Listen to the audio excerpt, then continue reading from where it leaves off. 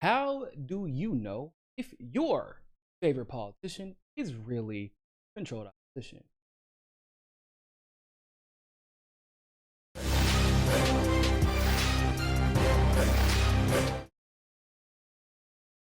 What is going on, everybody? Thank you all so much for tuning into the live stream segment of Niko House. We have another question from QBounti. Who would like to ask me a super chat question, or possibly about your question? All you have to do is go to bounty, bounti.com/Niko, or click on the link below. It's probably the simplest method. So that question was, what would you say to those who say that Tulsi is controlled opposition intelligence asset? And that's actually a really good question, because I think that this is a question that we really all have to deal with, whether you're on the left or the right, whether you're Green Party even, right? Because what's the point of the Green Party if you're going to do something, push Russia game and Julian Assange, right? So there is a pattern that I follow, a guide, if you will, and it's foolproof, man. It's if you're really paying attention, it should be foolproof. And a lot of our supporters here at the network have a pretty good barometer based off of this guide that we use. But I should be clear, there is a disclaimer, right? Whether we're talking about Tulsi, whether we're talking about Squad, whether we're talking about Bernie, Apal, allies, that, people that progressives consider, we do have to recognize that even though it may be at varying degrees, the reality of the situation is that the Democratic Party itself is controlled opposition. Koch brothers put together the Democratic Leadership Council with people like Bill Clinton, literally started with Bill.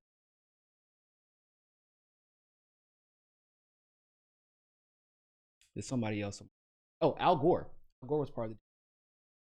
So, by definition, the Democratic Party is controlled opposition. And therefore, although there may be someone who is controlled opposition to a much higher degree, and there's somebody like Tulsi who's controlled opposition to a really low degree, the truth of the matter is, because they exist in the apparatus of the Democratic Party, they will be pushed to in a way that reminds them, hey, you're supposed to be controlled opposition. Do not forget your place or we will crush you. That's it. Right? So, although there may be varying degrees, the fact remains that as long as you are in the Democratic Party, you're technically controlled. It's the real question is, well, how much do they control? How much can they control?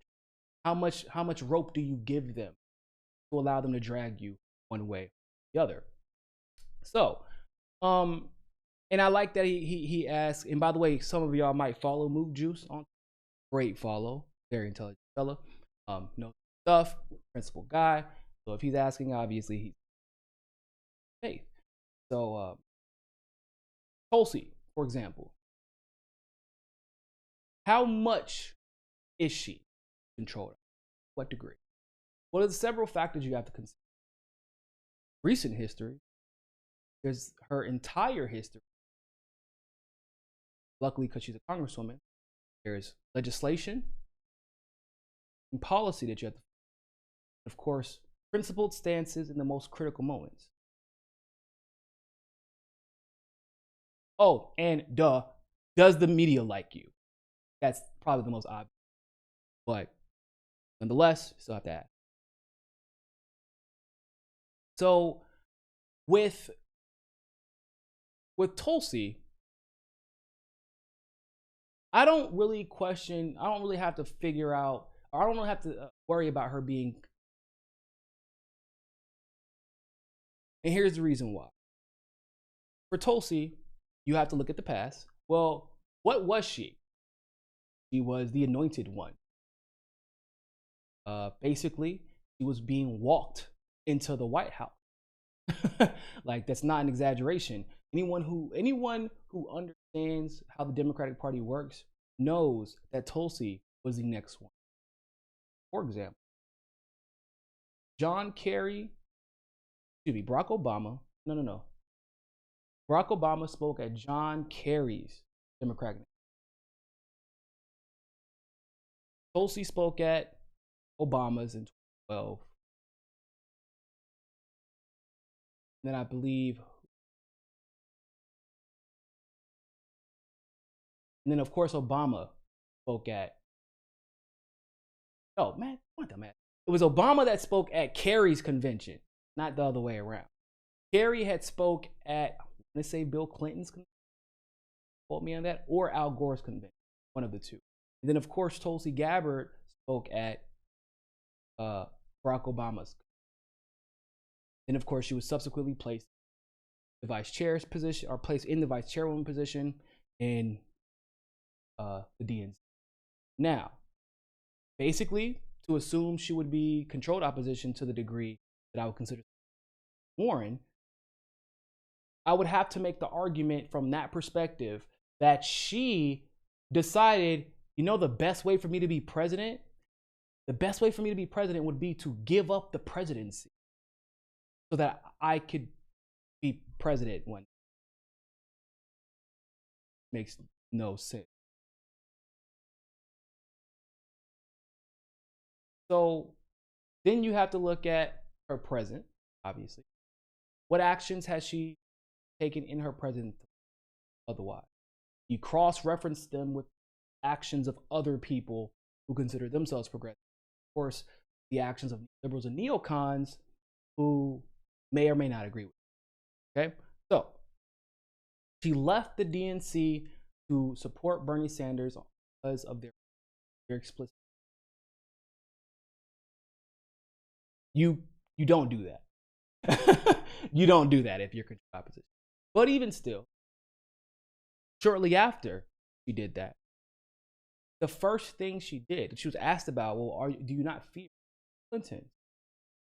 Well, she said, quite simply, Clintons don't scare me. Started an all-out, damn near flame war with her. So Clinton began to. Then anyone associated with Hillary Clinton, well, no, CAA, what's his name? Michael Kives, says he's going to bring the hammer down if CAA is a talent agency. In Kamala Harris, at one point, AOC, she didn't close the book deal, so I'm not sure with them, but considering she's about to host RuPaul's Drag Race, pretty sure she. So that talent agency made it their mission to try and crush Tulsi, as revealed. That talent agency employs or represents the majority of the most popular establishment politicians, media figures in the country, and therefore, why would that agency, who was controlled opposition, spend that much smear her? Now we can compare. Look at AOC. How many people from CAA have tried to smear? None, actually. Kamala, who was also signed, loves AOC. Very friendly towards her. Booker, that her and AOC get along famously. Warren's not Warren isn't on record as being represented by CAA. However, he was invited to Michael Kives. So clearly AOC gets a book deal, or tried to get a book deal, was asked by CAA to be represented to get her a book.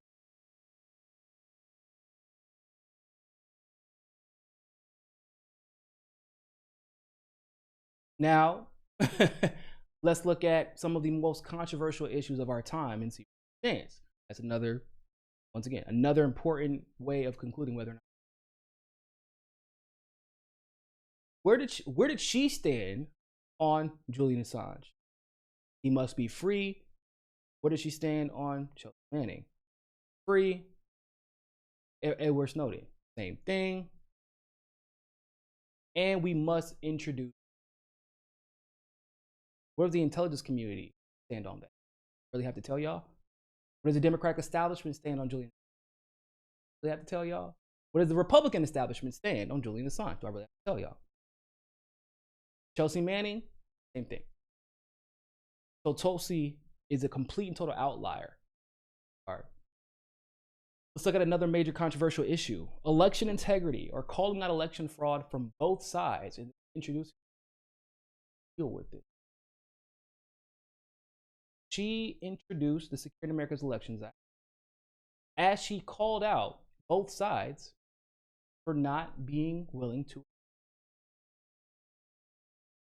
Now, if her bill was fraudulent, her bill was fugazi, as Pops like to say, you know what they would do? She would have about 369, 370 co-sponsors. Why do I say that? Because, well, the establishment co-opted the message of her bill, and the title of her bill created a different one that was merely filled with pork barrel.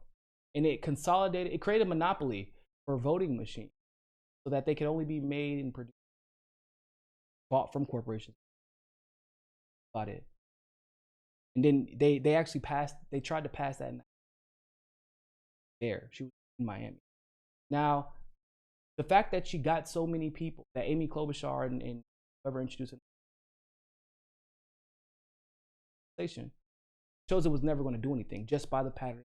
But like it just shows, based off the patterns of what we know in Congress, bills that are good for the public very rarely a lot of support, unless they're full of pork barrel. So we have that. She's fighting for secure elections when even champions like Bernie Sanders, like I said, there are different degrees of control on the Democratic Party, no matter what. Varying degrees. Bernie Sanders refuses to talk about elections. He didn't even want to address, despite the fact, literally test outright. Paper ballot backup, open source blockchain, along with. So, controversial issue. Tulsi, head of the game. Establishment doesn't. As far as the controlled opposition, and more specifically the intelligence asset aspect, and you can look at how she treats it. Well, she came out and announced immediately, we need to rein in these corrupt intelligence. Boom. No one, not a single. I mean, Mike Gravel's different, we know, but other than Mike Gravel, not a single candidate even I'll be damned. They mentioned the CIA is to kiss their ass. Tulsi called them out. Not only did she call them out in a way, like in her opening speech, but whenever Bernie Sanders, a fellow progressive, was being attacked by them, saying that Russia was trying. What did she do? She wrote an entire op-ed saying specifically the intelligence, stop trying to rig the election by engaging in neo-McCarthyism. That's about its anti-intelligence asset. You need further proof. She was part of the Council of Foreign Relations because, like I said, her past was, for the most part, very much so controlled, regardless of whether or not she was controlled. That's how you get invited into Council of Foreign. Yeah, so when her term limit was up, they kicked her ass right on out of it. And I know for a fact that CFR does not like her, because another member told her they don't like him. He's even part. So the one of the main intelligence apparatus, which is CFR, they don't even, like, they kicked her out because of the stances she took.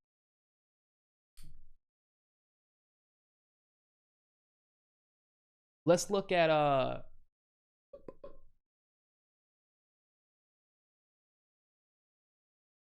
media. So in indie media, you get How many politicians that actually will go on? Not many. Tulsi and Yang were Mary Williamson. Tulsi and Yang, most. At in varying degrees. Tulsi did not only go. She did not only go on so popular shows. She went, and she did not prep. We didn't prep her. She came on to our. That's generally someone who is unafraid to answer questions. And I know for a fact, I'm not going to name names, but there was politicians, other show, independent show, this go around in 20. But with this go around in 2020, sorry about that, that essentially it didn't, they were gave questions that, and Tulsi has never done that. So that's just once again another. You have some people, the entire squad, they don't ever go on, never held account, never respond because they're worried of the questions that we're going to ask. Again, degrees of controlled opposition. You can still consider them an ally, but there's still varying degrees of. If you are afraid to be held accountable for your actions, controlled opposition, because your actions are likely not being are not being chosen by yourself. Somebody is telling you to behave. So, in summary, you look at someone's past, you look at their recent actions, you look for evolution and growth, you look for patterns of behavior, you look for how they behave most times. If they're in Congress, you are even luckier because you don't have to guess what they stand for. You don't have to guess if Tulsi will fight for climate change. She introduced the all fossil fuels. You don't have to guess how she feels about elections. You don't have to guess, Securing America's Elections Act. I have to guess how she feels about media, Fairness in Media Act, and she participates in independent media. I don't have to guess how she feels about the intelligence community because she wrote an entire op-ed attacking them. I don't have to guess how she feels about the war in Syria because she introduced not one but two pieces of legislation to end the war. See, it's not based off of personality that you have to make these decisions. Generally, you can make these decisions based off evidence, like patterns of behavior and literal evidence to show, look, it's on paper. This is how she feels. Oh, well, she's for it. In politics, it doesn't matter necessarily. A lot of the time, it doesn't matter the reason why you decided to pass revolutionary legislation. As long as that revolutionary, nobody asked Lyndon B. Johnson why he began to advocate for the civil rights, even though he was a bleeding heart. Everybody only remembers what history tells them to remember, which is that he desegregated. And that's the important. So, hope that answered the question. I see that some people were saying the sound playing out. I don't know what that's about. We're going to figure it out, though. Thanks for letting me know. Other than that, people, always remember, more than anything, find your balance. Peace.